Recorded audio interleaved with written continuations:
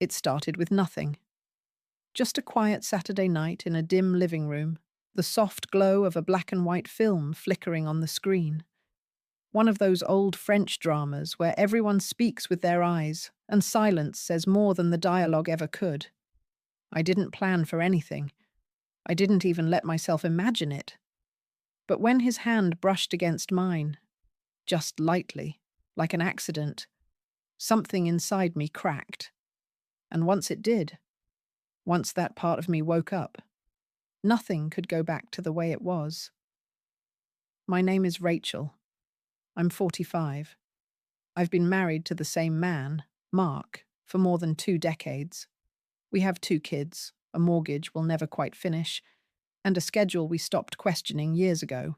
He comes home, I cook, we clean up. We watch TV, scroll through our phones, go to sleep, and then do it all again. No fights, no fire either. We function. That's the word, we function. But feeling wanted, seen, touched. That part of me had been quiet for so long, I forgot what it felt like. Until Eli. Eli is 29, my best friend's son. I've known him since he was in elementary school, running barefoot in the backyard during cookouts and sneaking cookies when he thought no one was looking. He used to call me Miss Rachel. That stopped a few years ago. Now it's just Rachel. And somehow that made things feel different. He'd grown up tall, soft-spoken, thoughtful in a way that you don't expect from men his age. There was always something gentle about him, even when he was younger, but now there was something else, something that lingered. He noticed things, like if I wore a new sweater or if I looked tired. Mark hadn't noticed in years. That night, Mark had gone to bed early. His back was acting up again, and those muscle relaxers knock him out before 9. Eli had stayed after dinner. He said he liked old movies, said they reminded him of a time when people still looked each other in the eye and meant what they said. We sat side by side on the couch, just like we'd done 100 other times. But this time felt different. The space between us wasn't just physical, it hummed.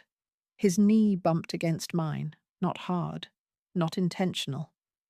I didn't move away. I just kept my eyes on the screen, pretending to pay attention. But all I could feel was the weight of his leg next to mine. Then, his hand slipped. At first it was subtle. A graze, a few fingers brushing my thigh. My entire body went still. I didn't look at him, didn't speak. I just froze, heartbeat thudding in my ears. He didn't move his hand away, and I didn't either. His pinky curled, resting lightly on my skin. Then his palm turned upward, open, waiting. My hands clenched the edge of the blanket draped over my lap. My eyes stayed locked on the screen, but I wasn't watching anymore. All I felt was heat beneath his touch. Then, in the quiet, I heard his voice, barely a whisper. "You okay?" I nodded. That's all it took. His hand settled more firmly on my leg, not demanding, not controlling, just steady, present. My skin burned beneath his fingers. I parted my lips to say something, anything, but nothing came out. Then his thumb moved, slow and deliberate, just a single stroke across my thigh. My breath hitched, my legs tensed, then relaxed. And I didn't stop him. I didn't even want to. His hand inched higher, warm, calm, knowing. I shifted slightly. My knees parted just a little. And suddenly, everything I'd told myself for years, that I didn't need this, that desire was for people in their 20s, that Mark and I had simply matured into peace, felt like a lie I'd swallowed so many times, I forgot it was one. Eli didn't look at me. He kept his eyes on the movie. His fingers slipped just beneath the edge of my shorts. Slow, warm, deliberate. I couldn't breathe. I was shaking. Not in fear, but in recognition. Like my body was remembering what it had once been.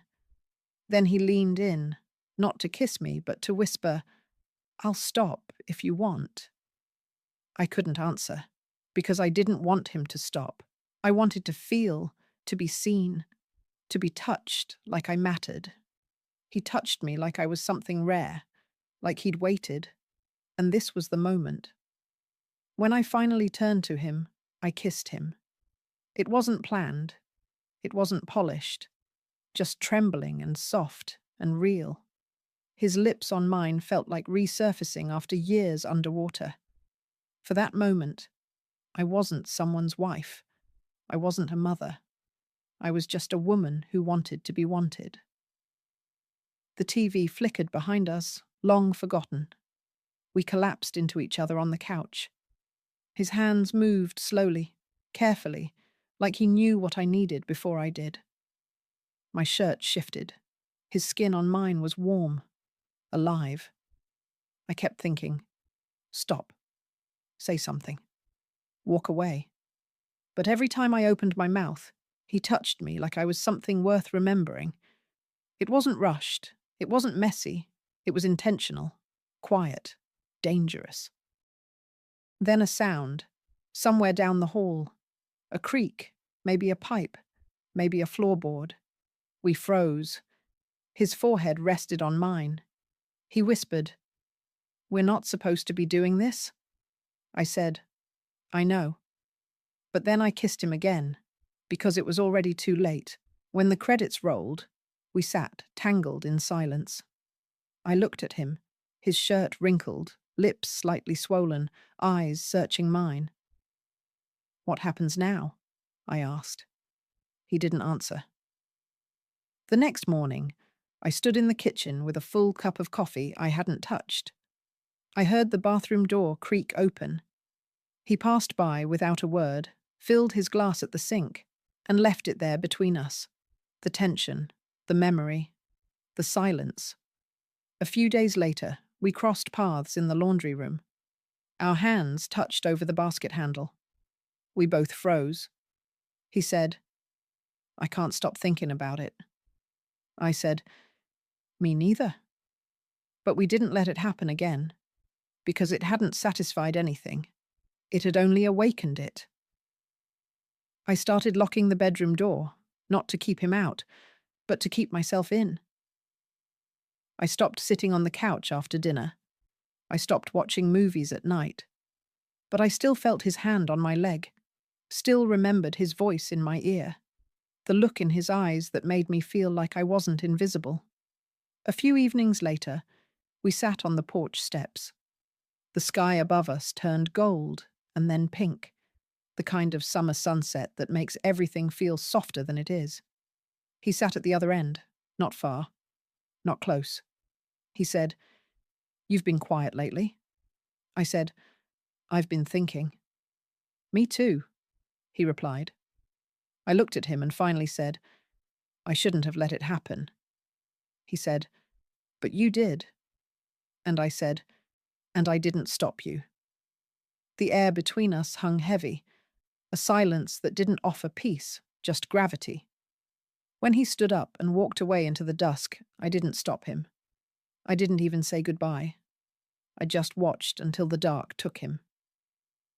Inside, Mark was washing dishes. I stood in the doorway, wineglass in hand. He turned slightly and asked,